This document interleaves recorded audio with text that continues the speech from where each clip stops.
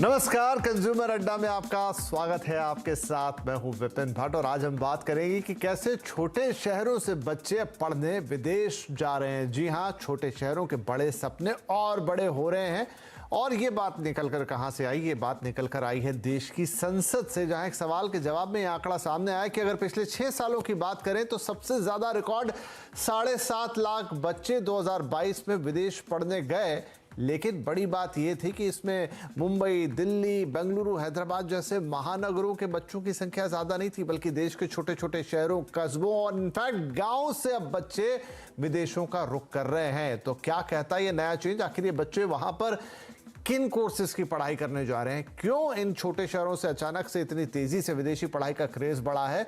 और क्या वाकई इसके इतने फायदे हैं जो विदेश इतना लुभा रहा है कि अब हम अपने छोटे शहरों से भी इस तरह का विदेशी माइग्रेशन, मतलब पढ़ाई के लिए? वैसे एक और आंकड़ा है कि इस समय करीब 12 लाख स्टूडेंट्स जो हैं विदेशों में अलग अलग स्ट्रीम्स में पढ़ाई कर रहे हैं। तो आज इसी पर होगी चर्चा कि विदेश में पढ़ाई का सपना अगर है तो ये कैसा पूरा हो और आखिर क्यों इतनी तेजी के साथ ये क्रेज बढ़ रहा है। उससे पहले आपको कुछ नंबर्स दिखाते हैं। आइए देखिए, 2022 में कुल, जैसा मैंने कहा, 7.5 लाख से के आसपास छात्र पहुंचे। तो क्रेज किन देशों का ज्यादा रहा? 2022 के सबसे फेवरेट देश रहा अमेरिका, जहां करीब 4.5 लाख से ज्यादा छात्र पहुंचे।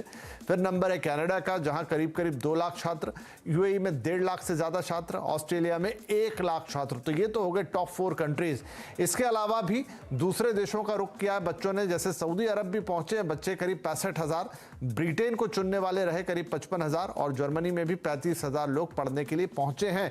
तो खैर, ये तो जस्ट एक नंबर है, लेकिन इसके पीछे की वजह क्या है वो जानना बेहद जरूरी है। चलिए आज के कार्यक्रम की शुरुआत करते हैं। हमारे साथ हैं मानवी बंसल, जो डायरेक्टर हैं कैरियर विड्थ की। साथ ही शामिल हो रहे हैं ब्रजेश माहेश्वरी जी, चेयरमैन है एलन कैरियर इंस्टीट्यूट के, और सचिन रस्तोगी हैं, business head oasis resource management के। आप सभी का बहुत बहुत स्वागत है।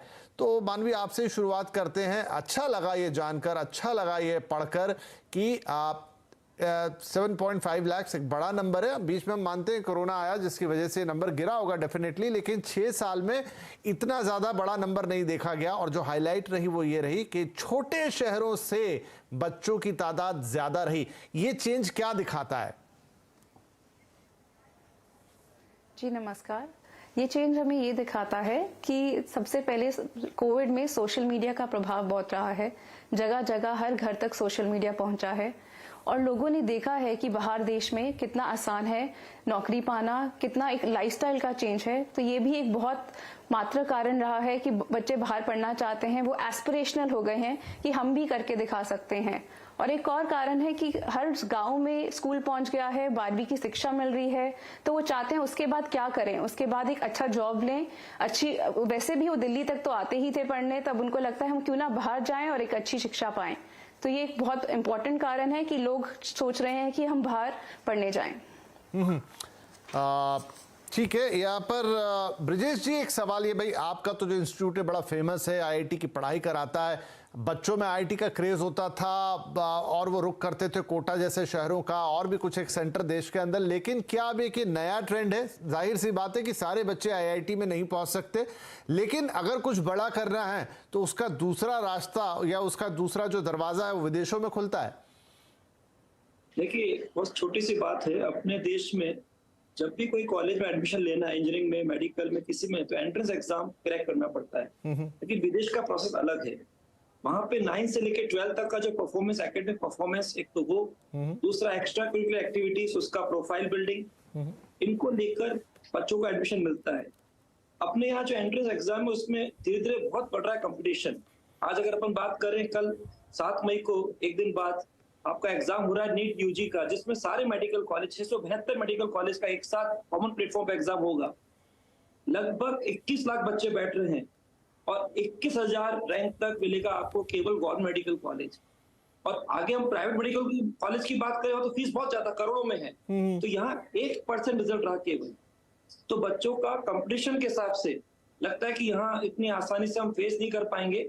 और इसके लिए जब वो बाहर विदेश के लिए जाते हैं तो उनको मालूम है वो आगे बाहर के विकसित देश हैं और वहां पे टेक्नोलॉजी ज्यादा है, सुविधा ज्यादा है। पैसा शुरू में खर्च करना पड़ेगा, लेकिन वो पैसा एक तरह से पेरेंट्स के इन्वेस्टमेंट होगा। वापस से उनको जो स्टाइपेंड मिलता है, जो मेहनताना मिलता है, जो उनको स्कॉलरशिप भी मिलती है उससे अब रिकवर हो जाता है। एक तो बच्चों के मन में ये आया, दूसरा एक हमारा ये भी समाज का भी एक नेचर है, यार बच्चा फॉरेन पढ़ के आया है, एक प्रतिष्ठा ज्यादा है, एक स्टेटस ज्यादा है, तो लोग ये भी सोचते हैं। और तीसरा जो बाहर का कल्चर है उसमें उनको लगता है कि वर्ल्ड लेवल पे जहां पर बहुत तरह के कंट्रीज के लोग आते हैं, उनकी संस्कृति को जानने का मौका मिलेगा, उनसे मिलने का मौका मिलेगा, और जब वापस लौट के आएंगे तो अच्छे पैकेज से हम बाहर भी कोई जॉब कर सकते हैं, अच्छे पैकेज से हम इंडिया में वापस लौट कर भी अच्छी सैलरी के हिसाब से जॉब कर सकते हैं, नौकरी कर सकते हैं। ठीक है, इसलिए रुझान ज्यादा बढ़ रहा है। जी। तो सचिन, क्या आप भी ये बात मानेंगे, बहुत अच्छे से ब्रिजेश जी ने एक्सप्लेन किया कि हो क्या रहा है देश में ही, मतलब उतना आसान नहीं है हाई लेवल के जो एकेडमिक्स है उसमें एंट्री लेना।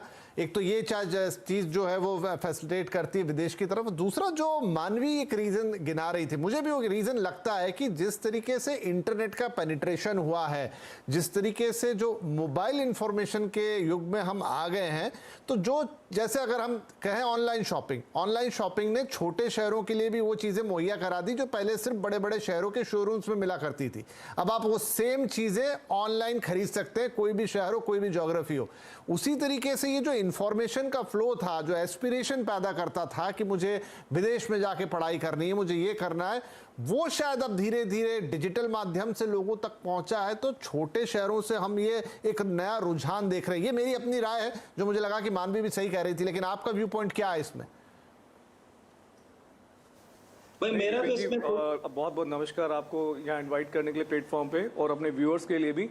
हाँ, ये बिल्कुल ही महत्वपूर्ण हो चुका है जिस हिसाब से आज हमारी जनरेशन बढ़ रही है, और जनरेशन को एजुकेशन के साथ साथ नई नई टेक्नोलॉजी का बेनिफिट्स मिल रहा है, जिसको वो पढ़ के अपनी एजुकेशन के बारे में एक छोटेपन से ही आज बच्चे के हाथ में मोबाइल आ जाता है। वो फिर चाहे गांव, छोटे शहर, बड़े शहर की बात हो, तो जब वो बच्चा मोबाइल लेके हाथ में घूमता है तो उसे दिखाई देता है कि जिस दुनिया में, जिस छोटे से शहर में या जिस छोटे से कस्बे या गाँव में वो रह रहा है, इसके बाहर भी बहुत कुछ है जिसका वो भरपूर तरीके से फायदा उठाता है, और अपने आसपास के सबऑर्डिनेट्स, कलीग्स को मिलता है, देखता है, और आगे के लिए भविष्य के बारे में तय करता है। उसी तरीके से वो अपने आप को डिफाइन करता है कि उसने छोटे से बड़े शहर में जाके पढ़ाई करनी है, बड़े शहरों में पढ़ाई करनी है, या देश के दूसरे पार्टों में जाके पढ़ाई करनी है। तो माइग्रेशन ने और जो ट्रांसफॉर्मेशन है, उन्होंने दोनों ने मिक्स कॉम्बिनेशन को इसको इस कदर कर दिया है कि आज के टाइम में लोग और जो भी बच्चा है वो आगे की तरफ ज्यादा सोचता है, और वो यह सोचता है कि जब जिंदगी को जीना है, पढ़ाई करनी है, तो क्यों ना किसी बेहतरीन तरीके से की जाए। अब जैसे अभी हमारे ब्रिजेश जी ने कहा कि लोग माइग्रेशन करना चाहते हैं पढ़ाई को लेके या अपनी जॉब्स को लेके, क्योंकि जिस तरीके से आज चीज़ों में तब्दील आई है, टेक्नोलॉजी को बेनिफिट मिला है, तो वो बाहर जाके नई फैसिलिटी, नया जो अपना ट्रांसफॉर्मेशन का युग है उनको देखना चाहते हैं, उनको व्यतीत करना चाहते हैं। और जाहिर सी बात है, जब वो बाहर जाते हैं, अपना एक छोटा सा पैसा लगा के माँ बाप की जो भी जमा पूंजी होती है वो उनको रिटर्न में मिलती है एक समय के बाद, जिससे वो अपना वहां पे पार्ट टाइम करके अपनी एक लाइफस्टाइल को बेहतर करते हैं, और उन सब इंफ्रास्ट्रक्चर को एंजॉय करते हैं जो उन्होंने कभी मोबाइल पे देखा किया था। शायद वहीं से एक इंस्पिरेशन मिलती है, जानकारी भी मिलती है, अवेयरनेस भी बढ़ती है, आपको पता भी लगता है कि ये सब अवेलेबल है। मानवी, लेकिन इसमें कुछ प्रैक्टिकल इश्यूज हैं जिनको मैं समझना चाहूंगा। वो ये कि ठीक है, अच्छी बात है, एस्पिरेशंस आती हैं, आप सपने देखते हैं, लेकिन ये सब इतना आसान नहीं होता। मतलब आप आज सिर्फ अपना शहर छोड़ के देश के अंदर ही किसी दूसरे शहर में पढ़ने जाइए, उसमें 10 समस्याएं होती हैं और एक बड़ा सारा खर्चा भी रहता है। अब आपको जाना है विदेश, तो उसमें 50 तरह की चीजें बीच में आती हैं। खर्चा तो खैर बहुत सारा होगा ही होगा, और छोटे शहरों में भी ऐसा नहीं है, धनाढ्य लोगों की कमी नहीं है, लेकिन ये बच्चे धनाढ्य लोगों के घर से नहीं जा रहे हैं, सामान्य लोगों के बच्चे हैं, जो थोड़ा अगर आप और डिटेल में जाएं इसमें, तो ये सब हर्डल्स कैसे पास हो रहे हैं, ये कैसे चीजें कन्वर्ट हो रही हैं?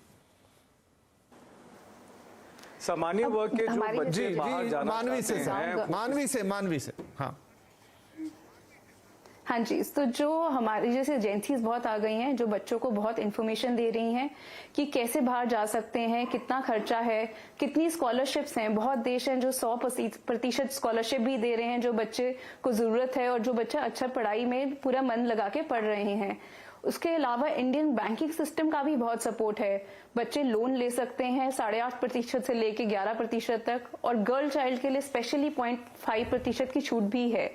और यही नहीं कि आपको कैसे एप्लीकेशन भरनी है, आपको क्या आंसर भरने हैं, आप क्या क्या कर सकते हो ताकि आपकी एप्लीकेशन यूनिवर्सिटी में एक्सेप्ट हो, वहां जाके आप कहाँ रहोगे, आपको कैसा खाना मिलेगा, इन सब में भी पूरी तरह मदद करी जा रही है। बच्चों को वीडियोस दिखाई जा रही हैं, वहां पर रहने वाले बच्चों से कनेक्ट किया जा रहा है ताकि पेरेंट्स को भी लगे हाँ मेरा बच्चा सिक्योर है, एक ऐसे देश में जा रहा है जहाँ सेफ रहेगा।